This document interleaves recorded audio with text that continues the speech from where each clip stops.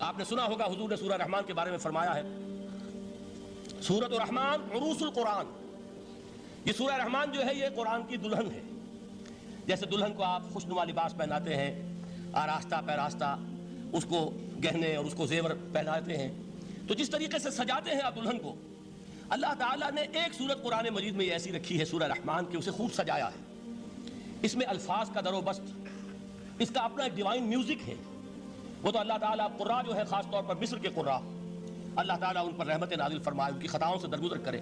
جس طرح قرآن کے انٹرنسک میوزک کو انہوں نے واضح کیا ہے، واقعہ یہ ہے کہ اگر یہ لوگ نہ ہوتے، شیخ عبد الباسط محمد عبد الصمد، شیخ محمود خلیل الحصری، یہ لوگ جنہوں نے قرآن کے اس غنا میوزک، یہ لفظ جو ہے آپ حیران نہ ہو کہ میں یہ کوئی شاید توہین کر رہا ہوں قرآن کی، حضور نے یہ لفظ استعمال کیا ہے، تغنو، اس قرآن کو اچھی سے اچھی خوش الحانی کے ساتھ پڑھو۔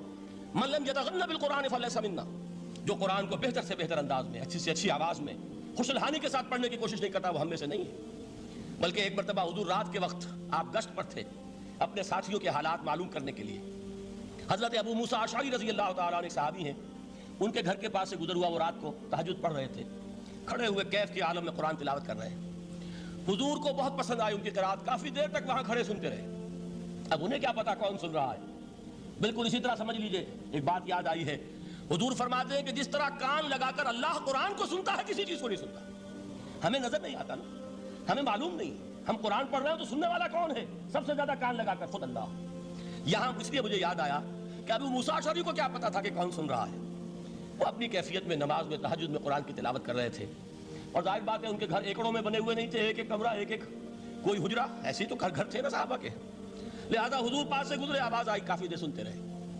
اس کے بعد آپ تشریف لے گئے، صبح فجر میں ملاقات ہوئی تو حضور نے تحسین کے انداز میں فرمایا، یا ابا موسیٰ انک قد اوتیت مزمارا من مزامیر آل داؤد، اے ابو موسیٰ تمہیں تو آل داؤد کے سازوں میں سے ایک ساز اللہ نے عطا فرما دیا ہے۔ جس طرح حضرت داؤد، لہن داؤدی مشہور ہے کہ جب وہ پچھلے پہر رات کو حمد کے ترانے الاپتے تھے، قرآن میں ہے کہ پرندے شامل ہو جاتے تھے ساتھ، اور پہاڑ وجد میں آتے تھے، پہاڑ بھی ان کے ساتھ شریک ہوتے تھے۔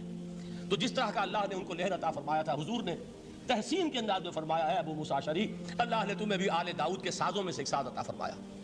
بہرحال قرآن مجید کا جو یہ میوزک ہے، قرآن کے الفاظ کا جو حسن ہے، جہاں تک حسن معنوی ہے وہ تو ہر لفظ میں ہے، لیکن یہ حسن ظاہری، حسن صوتی، حسن لفظی، یہ اپنے کلائمیکس پر آپ کو نظر آئے گا سورہ رحمان میں۔ لیکن قرآن میں یہ صورت اس اعتبار سے بھی ممتاز ہے، اس کی 4 آیات پر ذرا توجہ کریں گے، عجیب حقائق سامنے آئیں گے۔ جہاں یہ قرآن مجید کے حسن صوت اور حسن لفظی کی معراج ہے، وہیں اس کی پہلی 4 آیات میں 4 چوٹی کی چیزوں کا ذکر ہے، سب سے اونچی چیزیں۔ پہلی آیت کیا ہے؟ الرحمن، ایک آیت ہو گئی۔ رحمان کیا ہے؟ اللہ کا نام ہے۔ کبھی آپ نے غور کیا اللہ کے ناموں میں سب سے پیارا نام کون سا ہوگا؟ رحمان۔ کیوں؟ اس کا مادہ کیا ہے؟ رحمت۔ ہمیں سب سے بڑھ کر جس چیز کی ضرورت ہے وہ کیا ہے؟ رحمت خداوندی۔ نام اچھی طرح سن لیجئے اس حضور کے قول کو۔ حضور فرماتے ہیں کوئی شخص جنت میں مجرد اپنے عمل کی بنیاد پر داخل نہیں ہو سکے گا جب تک کہ رحمت خداوندی دستگیری نہ کرے۔ کسی صحابی نے بڑی ہمت اور جرأت کا ثبوت دیا کہ پوچھ لیا، کیا حضور آپ بھی؟ جب آپ نے فرمایا کوئی شخص داخل نہیں ہو سکتا جنت میں محض اپنے عمل کی بنیاد پر جب تک کہ رحمت خداوندی جو ہے وہ دستگیری نہ فرمائے۔ پوچھا گیا کیا آپ بھی؟ آپ نے فرمایا ہاں میں بھی۔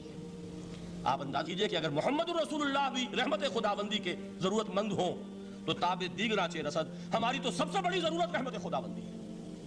اب یہ رحمت جو ہے قرآن مجید میں اللہ تعالیٰ کی یہ شان 2 الفاظ کے ذریعے سے آتی ہے، رحیم اور رحمان، اور کوئی مادہ نہیں ہے جس سے 2 نام بنتے ہوں اللہ کے، لیکن یہ مادہ ہے واحد رحمت کا کہ جس سے رحمان بھی ہے رحیم بھی ہے۔ رحیم صفت مشبہ ہے، رحمت دائم ہو جائے گی، مستقل ہوگی تو رحیم کہیں گے، اور رحمان اس میں رحمت کی ہے وہ شان ہے کہ جیسے ٹھاٹھے مارتا ہوا سمندر ہو، ہیجان کی کیفیت، طوفانی کیفیت، رحمت خداوندی کا طوفانی جوش، وہ ہے رحمان۔ آپ تو رہتے اس علاقے میں ہیں، آپ کو معلوم ہے عرب اگر بھوکا مرا جا رہا ہو تو کیا کہے گا؟ انا جوعان۔ پیاسا مرا جا رہا ہو انا عطشان۔ بہت غضبناک ہوگا غضبان، غضبان آصفہ قرآن میں آیا، بہت غضبناک۔ رحمان جس کی رحمت جو ہے جوش میں ہے، ٹھاٹھے مارتے ہوئے سمندر کے مانند۔ تو یہ اللہ تعالیٰ کے ناموں میں سب سے پیارا نام۔ اب آگے چلیے، الرحمن علم القرآن، رحمان نے قرآن سکھایا۔ رحمت خداوندی کا سب سے بڑا مظہر، رحمان کی رحمانیت کا سب سے بڑا مظہر قرآن ہے۔ ان میں جو منطقی ربط ہے اس کو سمجھتے جائیے۔ اچھا آپ یہ سوچئے، جو علم بھی انسان کو حاصل ہوا وہ کس نے دیا؟ اللہ نے۔ سائنس کا علم کس نے دیا؟ اللہ نے۔ علم آدم الاسماء کلہا، وہ علم الاسماء جو حضرت آدم کو دے دیا گیا تھا ازل میں، یہ اسی کا ظہور ہے، یہ اسی کی ایکسفولیشن ہے جو ہو رہی ہے اور ہوتی رہے گی ابھی۔ اور دوسرے علم ہے وہ کس نے دیے؟ اللہ نے دیے۔ لا یحیطون بشیء من علمہ الا بما شاء، مخلوق میں سے کوئی اللہ کے علم میں سے کسی شے کا احاطہ نہیں کر سکتا مگر وہ جتنا اللہ دینا چاہے۔ لیکن یہ کہ تمام علوم میں چوٹی کا علم قرآن، نوٹ کرتے جائیے، چوٹی کی چیزیں جمع کیجئے۔